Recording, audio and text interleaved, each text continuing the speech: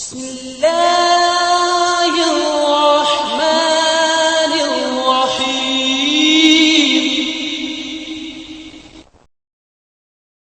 السلام علیکم ورحمۃ اللہ وبرکاتہ۔ سلسلے درس قرآن میں آپ سب کا استقبال ہے۔ ہم لوگ سن رہے ہیں سورۃ آل عمران، تلاوت، ترجمہ اور مختصر تفسیر۔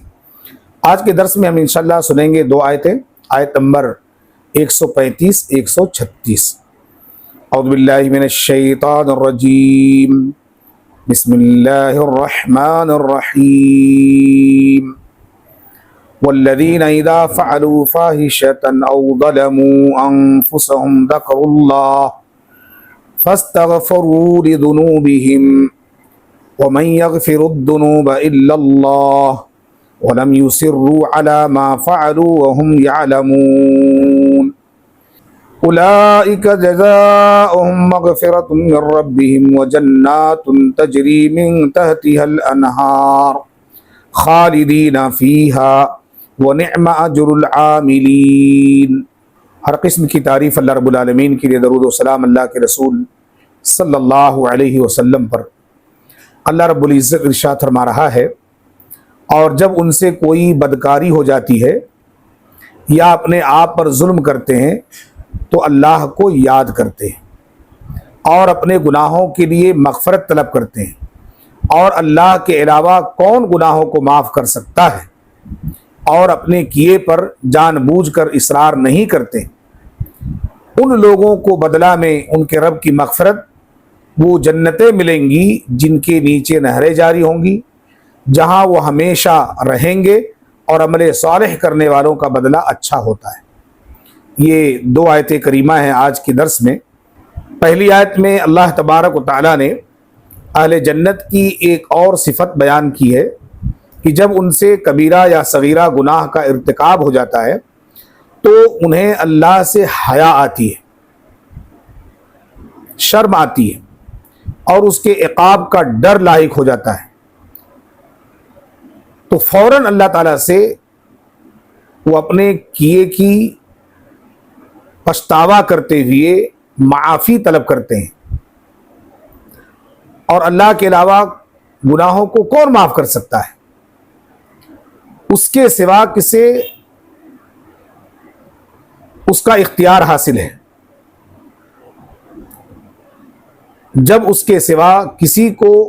مغفرت کا اختیار حاصل نہیں ہے تو پھر انسان کو اللہ تعالیٰ سے ہی رجوع ہونا چاہیے اور اپنے گناہوں کی معافی مانگنی چاہیے۔ اور اصل مومن کی پہچان یہی ہے کہ جو مومن ہوتا ہے، کہیں بھی کسی بھی وقت اگر اس سے کوئی غلطی، خطا سرزد ہو جاتی ہے، وہ فوراً انابت الی اللہ کرتا ہے، رجوع الی اللہ ہوتا ہے، اپنے گناہوں پر پشیماں ہو کر رب کریم سے کامل ترین یقین رکھتے ہوئے دعا کرتا ہے۔ یقیناً اللہ رب العالمین اس کی دعا قبول فرماتا ہے۔ امام محمد بن حنبل رحمۃ اللہ علیہ نے حضرت ابو سعید خدری رضی اللہ تعالیٰ عنہ سے روایت کی ہے کہ میں نے رسول اللہ صلی اللہ علیہ وسلم کو کہتے سنا کہ ابلیس نے اپنے رب سے کہا، تیرے عزت و جلال کی قسم، میں بنی آدم کو جب تک اس کے سانس چلتی رہے گی گمراہی کی راستے کی طرف بھٹکاتا رہوں گا، لاتا رہوں گا، گمراہ کرتا رہوں گا۔ تو اللہ سبحانہ و تعالیٰ نے ایک جملہ فرمایا کہ میری عزت و جلال کی قسم، جب تک وہ مجھ سے اپنے گناہوں کی معافی مانگتا رہے گا میں اسے معاف کرتا رہوں گا۔ کتنی بڑی بات اللہ سبحانہ و تعالیٰ نے بیان کر دی ہے۔ یہ حدیث مسند احمد کی، اس حدیث سے پتہ چلتا ہے کہ اگر کسی مومن اور مسلمان سے کوئی خطا ہو جائے تو اپنے خطا پر، اپنی غلطی پر، اپنے اس گناہ پر خاموش نہ بیٹھے، بلکہ فوراً اللہ رب العالمین سے توبہ مانگے، مغفرت طلب کرے، اپنے ہاتھ اٹھا کر رب کریم سے دعائی مانگے۔ یقیناً اللہ رب العالمین کا دل بہت بڑا ہے۔ شیطان کتنی بھی گمراہیاں انسانوں کے ذہن و دماغ میں پیدا کرے گا، اللہ بہت بڑا جود و کرم والا ہے، مغفرت والا ہے، اپنے بندوں کی گناہوں کو اس کے معافی مانگتے ہی معاف کر دے گا۔ اس لیے حدیث بتلا رہی ہے کہ انسانی زندگی کبھی کبھی انسان سے جانے انجانے میں، بھول چوک میں غلطی ہو سکتی ہے، جیسا کہ ایک عربی کا جملہ ہے، الانسان مرکب من الخطأ والنسیان، کہ انسان مجموعہ ہے غلطی کرنے کا اور بھول چوک کے صدور کا۔ اس لیے اگر کبھی انسان سے کوئی غلطی ہو جاتی ہے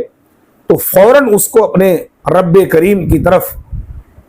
جھکنا چاہیے اور اس سے اپنے گناہوں کی معافی مانگنی چاہیے۔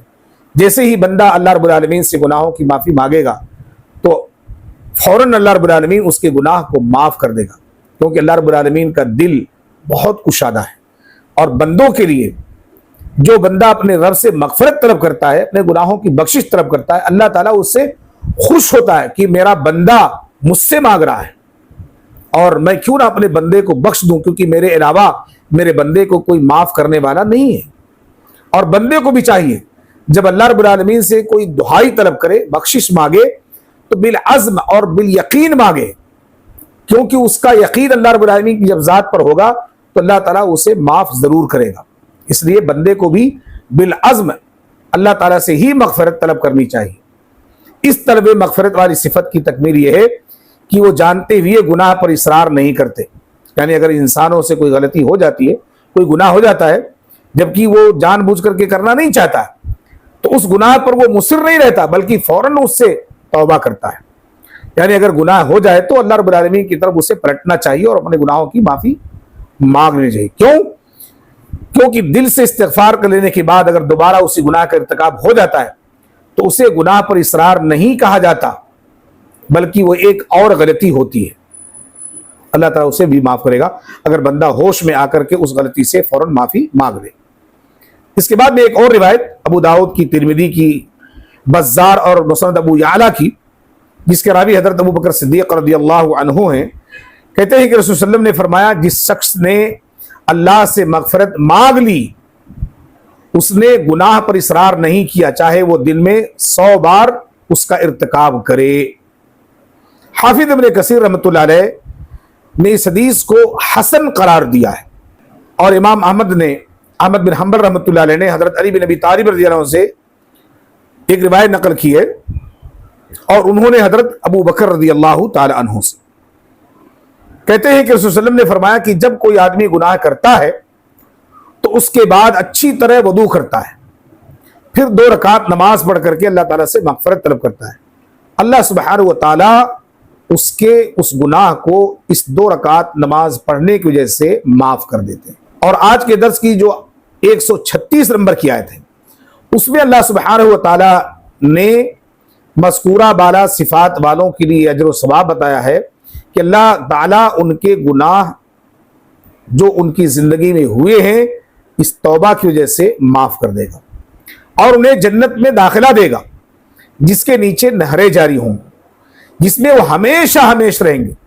کبھی اس جنت سے نکالے نہیں جائیں گے۔ یہ جو آخری آیت ہے آج کے درس میں، اس آیت میں اللہ تبارک تعالیٰ نے 2 اہم جملے استعمال فرمائے ہیں۔ اولئک جزاؤہم مغفرۃ من ربہم، یہ تمہارے رب کی طرف سے تمہارے مغفرت کا بہترین بدلہ ہے۔ یعنی اگر بندہ اپنے گناہوں پر پشیماں ہو اور اللہ تعالیٰ سے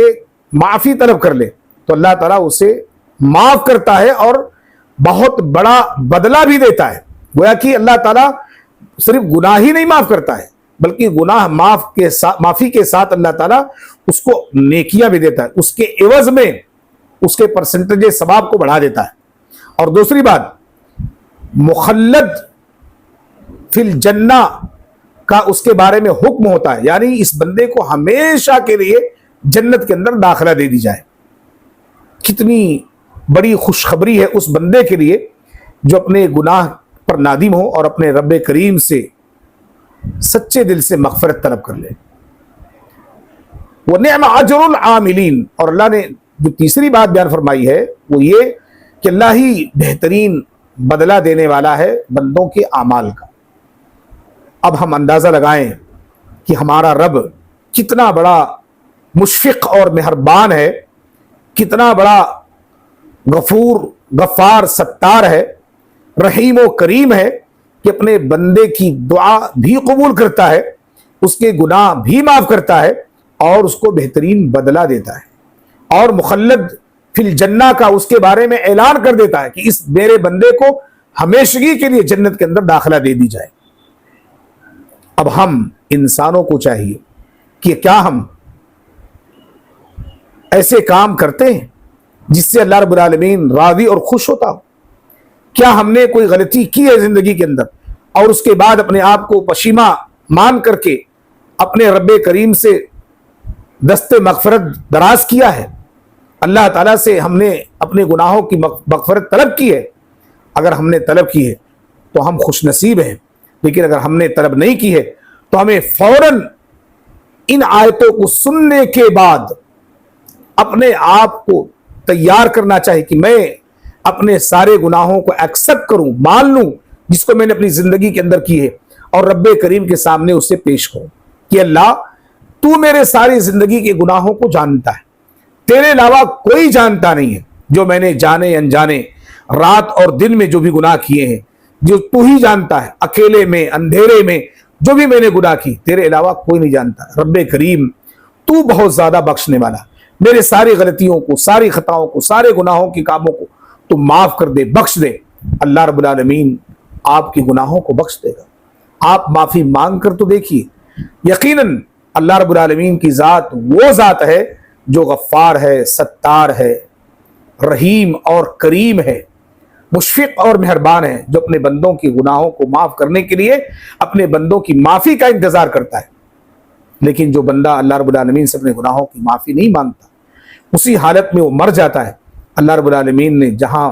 مومنوں کے لیے، مغفرت طلب کرنے والوں کے لیے مخلد فی الجنہ کا نعرہ دیا ہے کہ ان کو ہمیشہ کے لیے جنت کے اندر داخلہ دے دو، اگر ایسا آدمی جو اپنی غلطی اور گناہ کرتے ہوئے مر جائے، توبہ نہ مانگے، اللہ رب العالمین سے مغفرت طلب نہ کرے، اللہ تعالیٰ ایسے شخص کو مخلد فی النار کا اعلان کر دے گا کہ اس کو جہنم میں ہمیشہ کے لیے ڈال دیا جائے، کیونکہ اللہ رب العالمین اسے 60 سال 70 سال 80 سال 100 سال 200 سال تک مہلت دی اور اس کو اختیار دیا کہ وہ اپنے گناہوں کی معافی مانگ لے، لیکن پھر بھی اس نے گناہوں کی معافی نہیں مانگی، اور اسی حالت میں اگر اس کا انتقال ہو جاتا ہے تو اللہ رب العالمین اس کے ساتھ انصاف یہی کرے گا کہ اس نے گناہ کی حالت میں اپنے آپ کو فنا کیا، وفات پایا، تو اللہ تعالیٰ اسی گناہ کی وجہ سے اس کو جہنم میں داخلہ دے گا۔ اسی طرح سے جب معافی کا معاملہ آیا ہے تو ہمارے مسلم معاشرے میں ہمارے کئی سارے بھائی ایسے ہیں، جب ان کے سامنے ذکر کرتے ہیں کہ بھائی نماز پڑھیے، اللہ تعالیٰ سے معافی مانگیے، تو وہ برجستہ اپنی زبانوں سے کہہ ڈالتے ہیں کہ بھائی ہماری کہاں معافی ہو سکتی ہے، ہم تو گناہوں کے مجموعہ ہیں، ہم سے روزانہ غلطیاں ہوتی رہتی ہیں۔ میرے بھائیوں، اللہ تعالیٰ نے قرآن کے اندر ذکر کیا لا تقنطوا من رحمت اللہ، اللہ رب العالمین کی رحمت سے نا امید مت ہو۔ اللہ کے نبی صلی اللہ علیہ وسلم کی ایک حدیث ہے الیئس کفر، نا امیدی یہ کفر کی علامت ہے۔ ہم اپنے رب سے جڑیں، نماز کی رعایت، اپنے گناہوں کی ہر نماز کے بعد اللہ تعالیٰ سے معافی طلب کریں، یقیناً آپ کا رب آپ کی سوچ سے کہیں اعلیٰ سوچ رکھنے والا ہے اور اپنے بندوں پر فضل و کرم کرنے والا ہے۔ اس لیے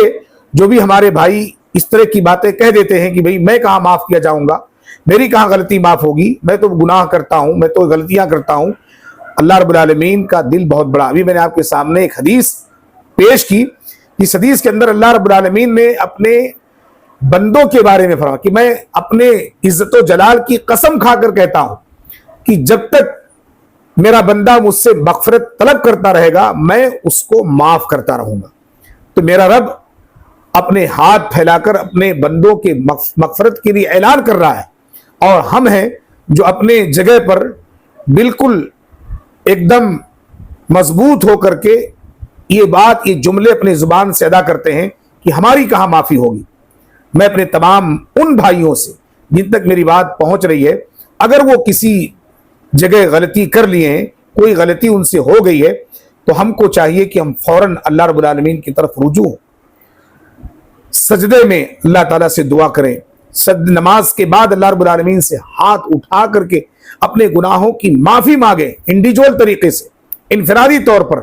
کیونکہ گناہ آپ نے کیا ہے. رب آپ کے غلطی کو، آپ کی خطا کو، آپ کی گناہ کو جانتا ہے اور اللہ کے علاوہ کوئی نہیں جانتا. اس لیے ہم سے اگر غلطی ہو جاتی ہے تو ہم کو یہ بات نہیں کہنی چاہیے کہ ہم تو گنہگار ہیں، ہم تو بڑے بڑے مرتکبات کے